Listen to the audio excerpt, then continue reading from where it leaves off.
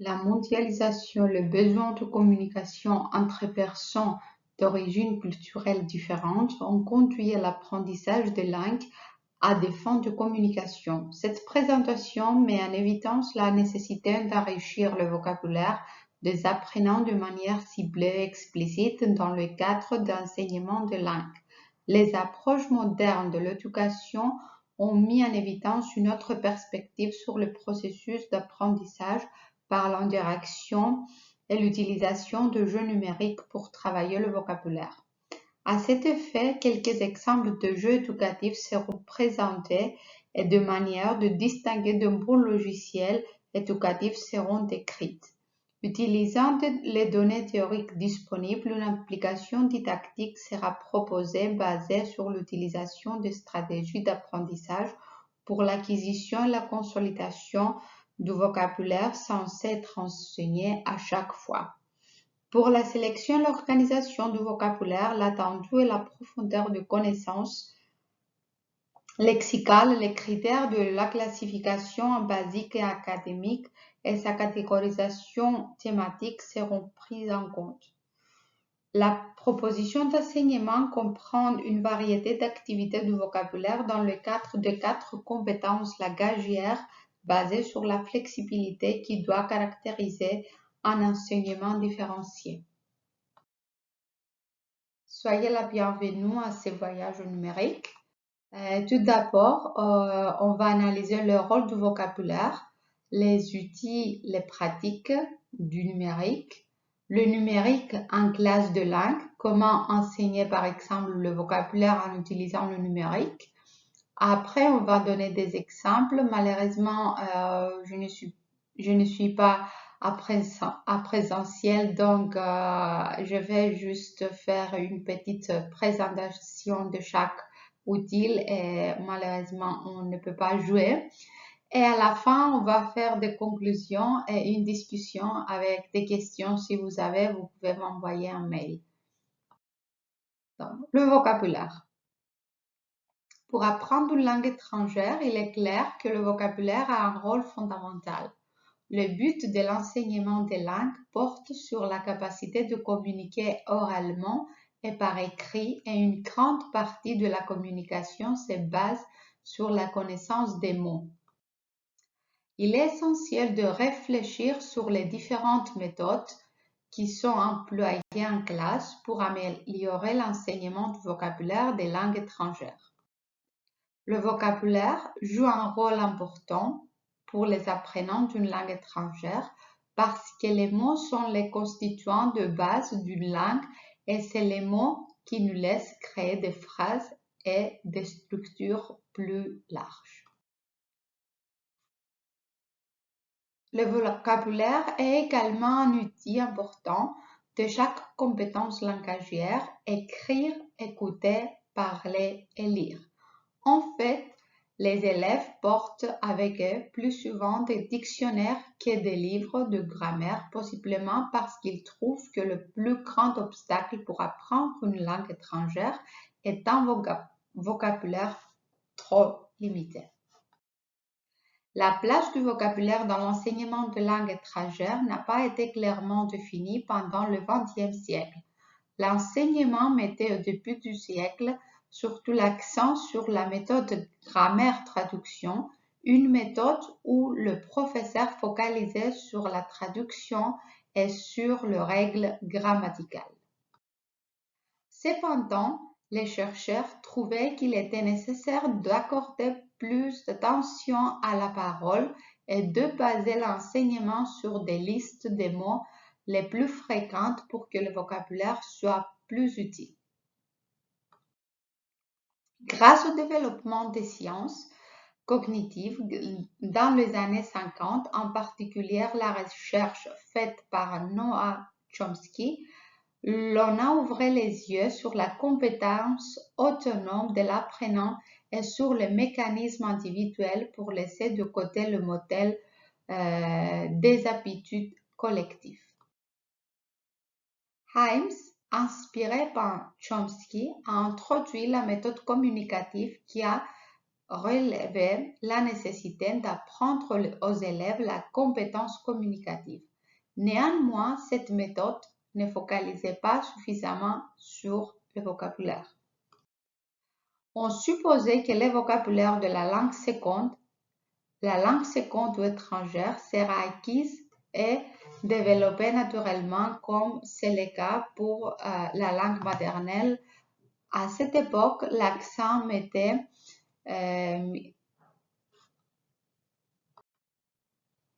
on supposait que le vocabulaire de la langue seconde ou étrangère sera acquis et développé naturellement comme c'est le cas pour la langue maternelle. À cette époque, l'accent était mis sur l'apprentissage du vocabulaire en contexte. Depuis les années 80, le vocabulaire a attiré plus l'attention dans la recherche et on a par exemple compris plus tard qu'il y a une liaison forte entre le vocabulaire et la grammaire. Ce ne sont pas deux unités séparées et les deux doivent être enseignées. Une approche fréquente aujourd'hui est l'apprentissage en direct du vocabulaire où l'apprenant développe son vocabulaire en lisant des textes pour être exposé aux mots inconnus. Le vocabulaire peut être, indirectement acquis en lisant et en écoutant un texte en même temps ou en utilisant des textes courts. En revanche, l'apprentissage intentionnel fait appel à des activités ciblées sur le vocabulaire pour améliorer les connaissances d'un mot plus. La place du vocabulaire dans l'enseignement des langues étrangères a changé. Les questions qui se posaient avaient été de savoir si on devait focaliser le vocabulaire ou non et aussi quel mot choisir pour enseigner le vocabulaire aujourd'hui. On se demande plutôt comment on apprend aux élèves le vocabulaire de la manière la plus efficace. Il est clair qu'apprendre une langue étrangère nécessite la connaissance de son vocabulaire. Celui-ci occupe une place primordiale dans le cours de FLE. Son apprentissage s'avère très important pour installer chez les apprenants une compétence communicative et c'est l'un des objectifs ultimes de l'apprentissage d'une langue étrangère. En effet, s'il est déjà important de maîtriser la langue sur le plan grammatical et syntaxique pour pouvoir communiquer, il est primordial d'avoir une bonne connaissance du vocabulaire. Ces dernières constituent le noyau dur aussi bien dans la production que dans la compréhension d'une langue. Dans l'usage courant, le terme vocabulaire renvoie aux mots de la langue. Pour Jacqueline Pinoche, le vocabulaire est l'ensemble de mots utilisés pour un locuteur donné dans des circonstances données. Le vocabulaire est l'ensemble des unités de la parole utilisées par le locuteur. Sa connaissance est indispensable dans le but de partager des informations lors des conversations, des échanges ou des interactions. Le vocabulaire et le lexique sont deux termes étroitement liés. Pour beaucoup de personnes, ils peuvent avoir le même sens, mais en linguistique, il existe une nuage entre ces deux termes.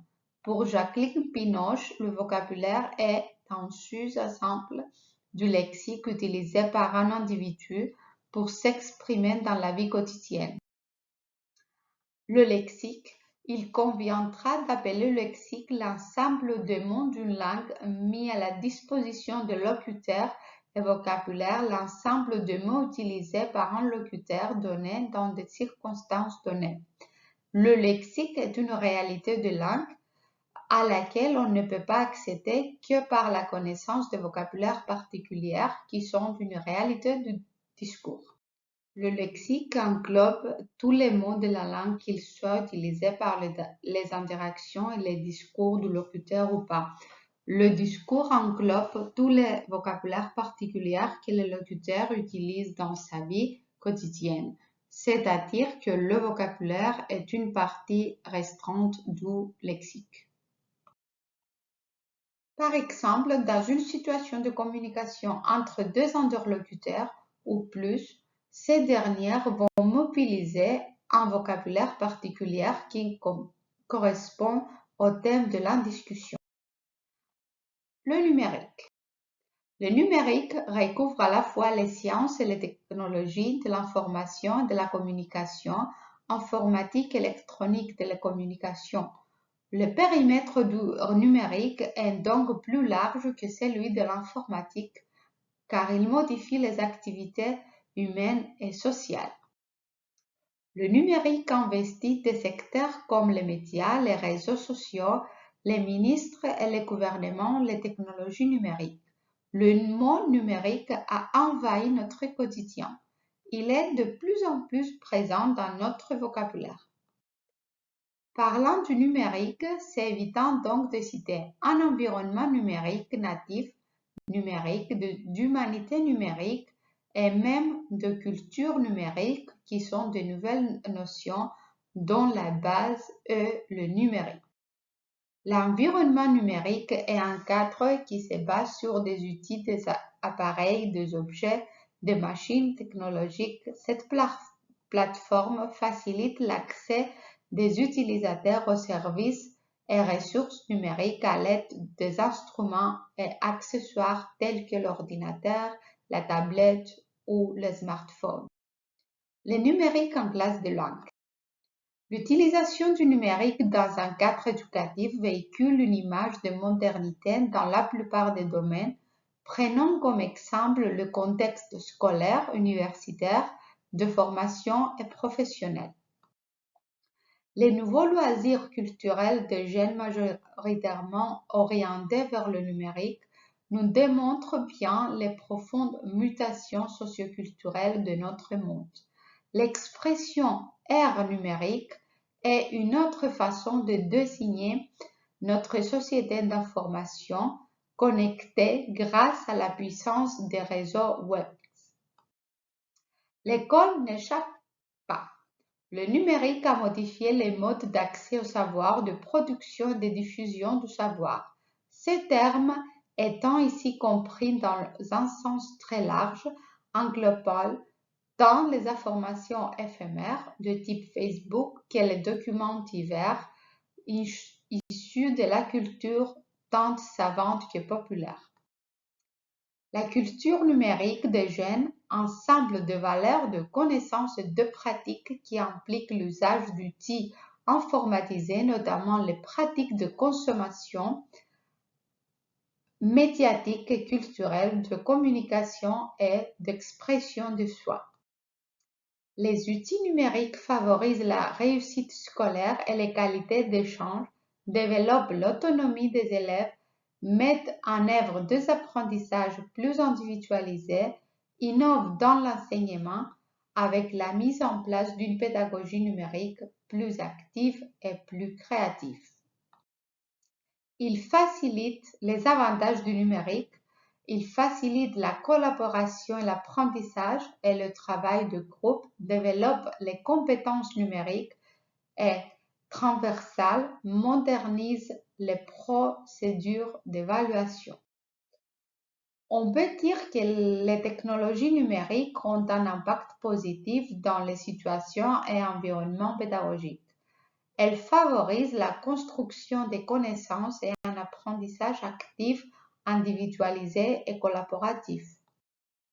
Une amélioration des compétences transversales des élèves en ayant un impact positif sur leur autonomie. Ces instruments numériques ont un impact positif sur le climat de classe, une expansion des faveurs d'apprentissage, la croissance de la motivation, l'acquisition des compétences transversales chez les élèves. L'impact des TIS dépend fortement de la façon dont elles sont utilisées.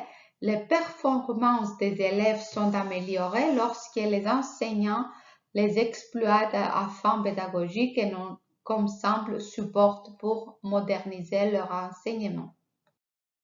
Les exemples. Malheureusement, comme j'ai déjà dit, maintenant, on ne peut pas faire une interaction, on ne peut pas jouer ensemble, donc je vais faire juste une présentation des exemples, des outils pour que vous puissiez utiliser en classe. Les approches modernes de l'éducation ont mis en évidence une autre perspective sur le processus d'apprentissage par l'interaction et l'utilisation de jeux numériques pour travailler le vocabulaire. Les outils numériques peuvent être un moyen précieux qui favorise l'enrichissement lexical chez nos élèves, mais elles doivent être adaptées à la situation d'apprentissage. Tout d'abord, les cartes de BUM. Les cartes de BUM sont des actifs numériques interactifs qui sont souvent autocontrôlés. Ils sont hébergés sur la plateforme BUM qui permet aux enseignants de créer ou d'acheter des activités numériques et de les attribuer à leurs élèves. C'est très facile à utiliser. Les cartes BUM sont automatiquement notées et vous pouvez voir comment chaque élève s'est débrouillé sur chaque diapositive du jeu. Kahoot, c'est une plateforme d'apprentissage en ligne centrée sur le jeu qui fait du processus d'apprentissage une expérience amusante et agréable.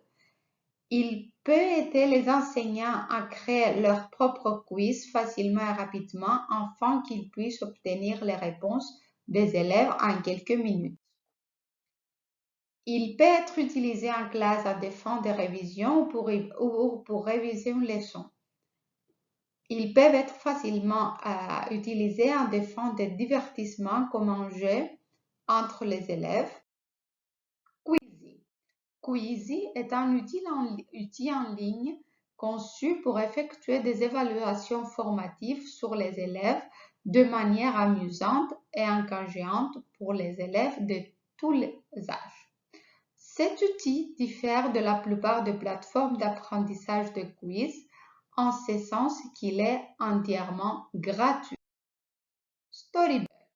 Storybird est un outil de narration numérique. Il permet aux apprenants de créer des livres en ligne en utilisant différents styles d'illustration et de les publier dans l'environnement de leur classe.